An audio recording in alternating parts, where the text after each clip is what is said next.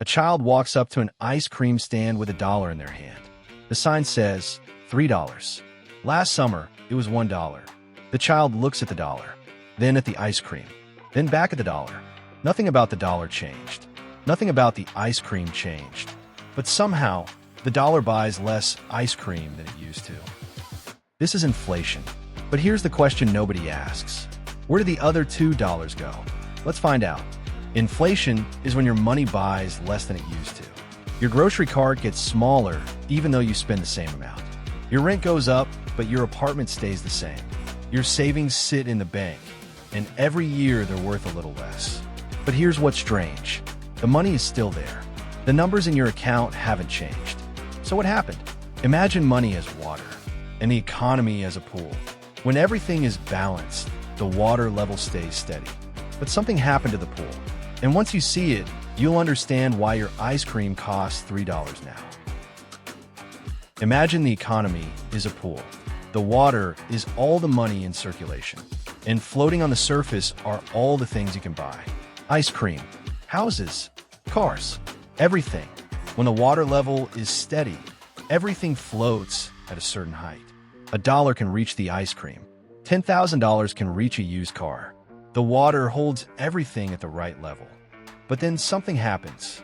Someone starts pouring more water into the pool. The water level rises.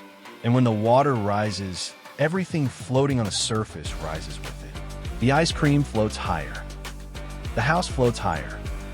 The car floats higher. But here's the problem. You're still standing in the same place. Your dollar hasn't gotten taller. Your paycheck hasn't grown legs. So now when you reach for the ice cream, it's floating higher than you can reach. The ice cream didn't get more valuable.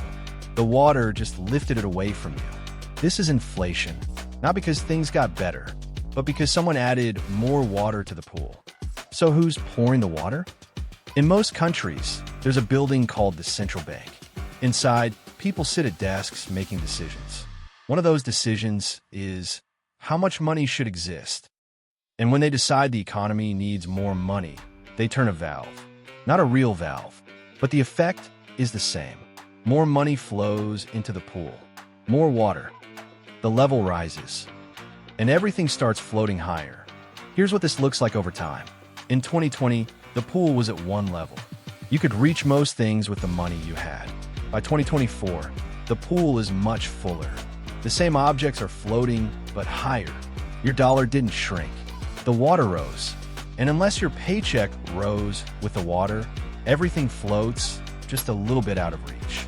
This is why your grandmother says, when I was young, a candy bar cost 5 cents. The candy bar is the same. The water level changed. Now, imagine you're holding a bucket. Inside the bucket is your savings.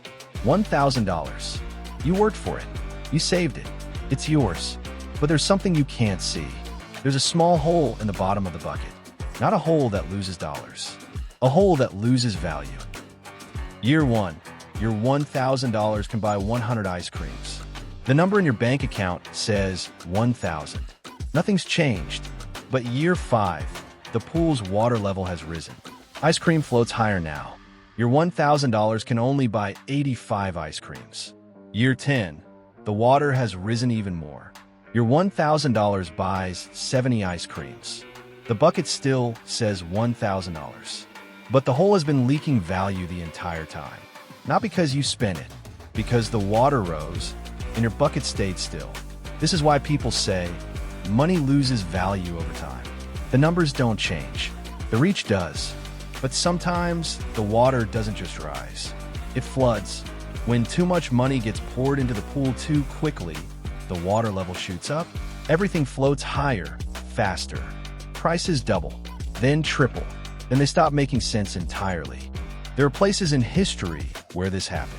People brought wheelbarrows full of money to buy a loaf of bread. Not because bread became precious, but because the water rose so fast that money stopped meaning anything. Your bucket with a small leak became a bucket with the bottom torn out. The numbers got bigger, but they bought less and less and less. This is called hyperinflation, and it happens when the valve stays open too long. When too much water floods the pool too fast. When the people pouring the water forget that rising water doesn't make anyone richer, it just makes everything float out of reach. So is inflation always bad?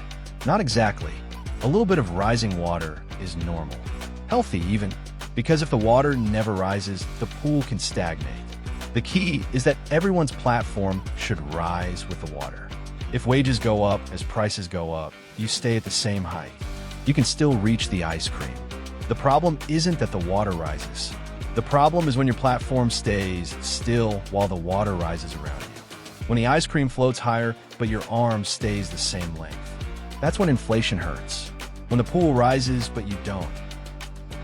That child at the ice cream stand looking at the $3 price?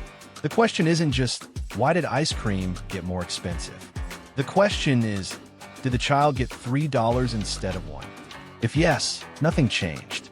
The water rose. The platform rose. The ice cream is still reachable. But if no, if the child still only has $1 while the water rose to $3, then something broke. The pool rose, but the platform didn't. And the ice cream floats just out of reach. Inflation isn't a mystery. It's water rising in a pool. And the question you should ask isn't, why are prices going up? The question is my platform rising with the water, or am I slowly drowning? Too much water, everything floats out of reach. Balanced water, everyone can swim. Too little water, the pool cracks and nothing flows. But what happens when the water stops rising? Or worse, when it starts draining? We'll talk about that next.